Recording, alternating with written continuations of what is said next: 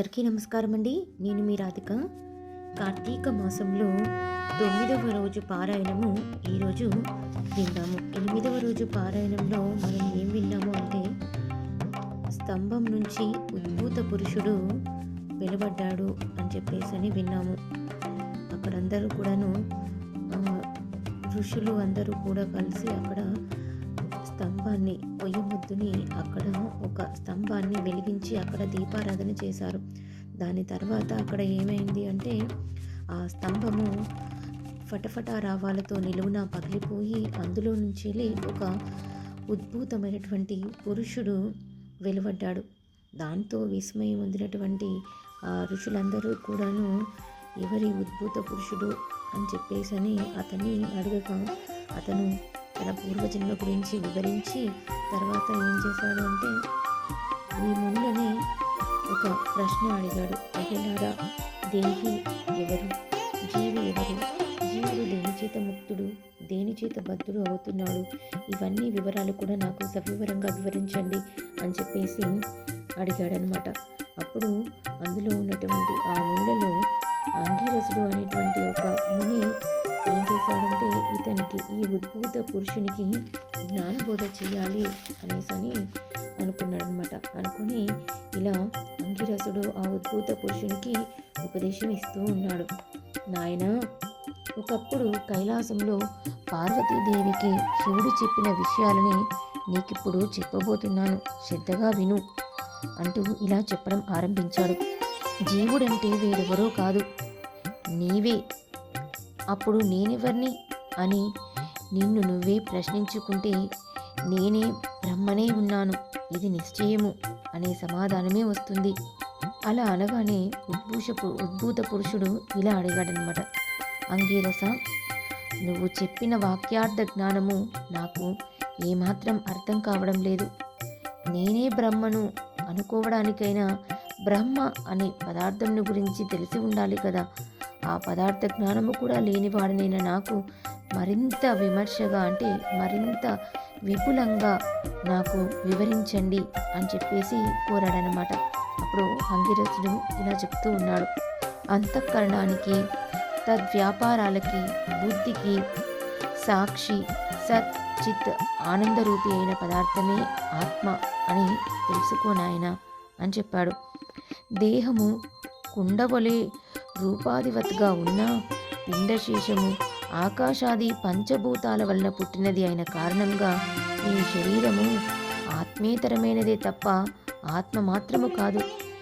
ఇదే విధంగా ఇంద్రియాలు కానీ, అగోచరమైన మనస్సు కానీ, అస్థిరమైన ప్రాణము కానీ ఇవేవి కూడా ఆత్మ కాదు అని తెలుసుకో. దేని వలననైతే దేహేంద్రియాదులన్నీ భాసమానాలవుతున్నాయో అదే ఆత్మగా తెలుసుకుని ఆ ఆత్మ పదార్థమే నేనే ఉన్నాను అని విచిక్తతను పొందు. ఏ విధంగానైనా అయస్కాంతమని తాను ఇతరాల చేత ఆకర్షింపబడకుండా ఇనుమును మాత్రమే ఆకర్షిస్తుందో, అదేవిధంగా తాను నిర్వీకారి అయి బుద్ధ్యాదులను సైతము చలింపజేస్తున్నదో దానిని ఆత్మవాచ్యమైన నేనుగా గుర్తించు. దేని సాన్నిధ్యము వలన జడాలైన దేహేంద్రియ మనః ప్రాణాలు పాసమానాలవుతున్నాయో అది జననమరణరహితమైన ఆత్మగా భావించు. ఏదైతే నిర్వీకారమై నిద్రా జాగ్రత్త స్వప్నాదులను, వాటి ఆద్యంతాదులను గ్రహిస్తున్నదో అదే నేనుగా స్మరించు. ఘటాన్ని ప్రకాశింపజేసే దీపం ఘటితమైనట్లే దేహేతరమై నేననబడే ఆత్మచేతనే దేహాదులన్నీ భాసమానాలవుతాయి. సమస్తము పట్ల ఏర్పడుతూ ఉండే అనూహ్య అగోచర ప్రేమైకారమే నేనుగా తెలుసుకో. దేహేంద్రియ మనః ప్రాణహంకారాల కంటే విభిన్నమైనది జనితత్వ, అస్తిత్వ, వృద్ధికతత్వ, పరిణామత్వ, క్షీణత్వ, నాశంగతత్వాలనే షడ్వికారాలు లేని దానినే ఆత్మగా, అదే నీవుగా, ఆ నీవే నేనుగా, నేనే నీవుగా, త్వమేవాహంగా భావించు. అబ్బాయి, దేనినైతే సర్వజ్ఞం పరేశం సంపూర్ణ శక్తిమంతంగా వేదాలు కీర్తిస్తున్నాయో ఆ బ్రహ్మ నేనేనని గుర్తించు. ఏది తెలుసుకుంటే అన్నీ తెలిసిపోతాయో అదే ఆత్మ, అదే నువ్వు, అదే నేను. తదను ప్రవిశ్య ఇత్యాది వాక్యాల చేత జీవాత్మ రూపాన జగత్ప్రవేశము, ప్రవేశిత జీవులను గురించిన నియంతృత్వము, కర్మ ఫలప్రదత్వము, సర్వజీవ కారణ కర్తృత్వము దేనికైతే చెప్పబడుతూ ఉందో అదే బ్రహ్మగా తెలుసుకో. తత్వమసి అంటే తత్ అంటే బ్రహ్మ లేదా ఆత్మ, త్వం అంటే నువ్వే అనగా పరబ్రహ్మవని అర్థం. ఓ జిజ్ఞాసు, అద్వయానంద పరమాత్మయే ప్రత్యేగాత్మ. ఈ ప్రత్యేగాత్మే ఆ పరమాత్మ. ఈ ప్రకారమైన తాదామ్యత ఏనాడు సిద్ధిస్తుందో అప్పుడు మాత్రమే తత్ శబ్దార్థము తనేనని, త్వం శబ్దము సాధనమే గాని ఇతరం కాదని తెలిపోతుంది. నీకు మరింత స్పష్టంగా అర్థమవ్వడం కోసం చెబుతున్నాను, విను. తత్వమసి అంటే తత్ ప్లస్ త్వం ప్లస్ అసి. ఈ వాక్యానికి అర్థం తాదాత్మ్యము అని చెప్పాలి. ఇందులో వాక్యార్థాలైన కించిజ్ఞత్వ, సర్వజ్ఞత్వ విశిష్టులైన జీవేశ్వరులని పక్కన పెట్టి లక్ష్యార్థాలైన ఆత్మలనే గ్రహించినట్లయితే తాదాత్మ్యము సిద్ధిస్తుంది.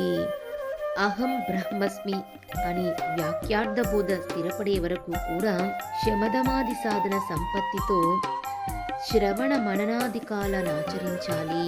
ఎప్పుడైతే శృతి వల్లనో గురు కటాక్షము వల్లనో తాదాత్మ్య బోధ స్థిరపడుతుందో అప్పుడి వర్తమాన సంసార లంపటము దానికది పుటుక్కున తెగిపోతుంది. అయినా కొంతకాలము ప్రారబ్ధ కర్మ పీడిస్తూనే ఉంటుంది. అది కూడా క్షయమవడంతో పునరావృత్తి రహితమైన స్థాయిని చేరుతాము. దాన్ని ముక్తి, మోక్షము అంటారు. అందువల్ల ముందుగా చిత్తశుద్ధి కోసం కర్మిష్ఠులుగా ఉండి తత్ఫలాన్ని దైవార్పణము చేస్తూ ఉండడం వలన ప్రారబ్ధాన్ని అనుసరించి ఆ జన్మలోనే కానీ లేదా ప్రారబ్ధ కర్మఫలము అధికమైతే మరు జన్మలోనైనా వివిధ మోక్ష విద్యాభ్యాస పరులై జ్ఞానులై కర్మబంధాల్ని త్రెంచుకొని ముక్తులవుతారు. నాయనా, బంధించేవి ఫలవాంఛిత కర్మలు, ముక్తినిచ్చేవి ఫల పరిత్యాగ కర్మలు అని అంగీరసుడు ఆ ఉద్భూత పురుషునికి వివరించాడు. అంగీరసుడు చెప్పింది వినిన ఆ ఉద్భూత పురుషుడు కర్మయోగాన్ని గురించి మళ్ళీ అంగీరసుని ఒక ప్రశ్న అడిగాడన్నమాట. కర్మయోగాన్ని గురించి నాకు వివరించండి మునివర్య అనేసి అడిగాడు. అప్పుడు అంగీరసుడు ఇలా చెప్తూ ఉన్నాడు. చక్కటి విషయాన్ని అడిగావు, శ్రద్ధగా విను. సుఖ దుఃఖాది ద్వంద్వాలన్నీ దేహానికే గాని తదితీతమైనటువంటి దానికంతటికీ అతీతమైనటువంటి ఆత్మకు లేవు. ఎవడైతే ఆత్మానాత్మ సంశయగ్రస్తుడో వాడు మాత్రమే కర్మలను చేసి తద్వారా చిత్తశుద్ధిని పొందినవాడై ఆత్మజ్ఞాని కావాలి. దేహధారి అయిన వాడు తన వర్ణాశ్రమ విద్యుక్తాలైన స్నాన శౌచాధిక కర్మలను తప్పనిసరిగా చేసి తీరాలి.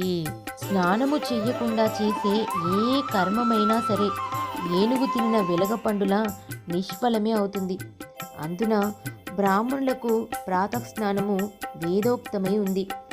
ప్రతిరోజున ప్రాతఃస్నానం చెయ్యలేని వాళ్ళు సూర్య సంచారము గల తులారాశి, కార్తీక, మకర, మాఘ, మేష, వైశాఖాలలోనైనా చెయ్యాలి. జీవితంలో ఈ 3 మాసాలైన ప్రాతఃస్నానాలు చేసేవాడు సరాసరి వైకుంఠాన్నే పొందుతాడు. చాతుర్మాస్యాది పుణ్యకాలాలలో కానీ చంద్ర సూర్య గ్రహణ పర్వాలలో కానీ స్నానము చాలా ప్రధానము. గ్రహణాలలో గ్రహణకాల స్నానమే ముఖ్యము.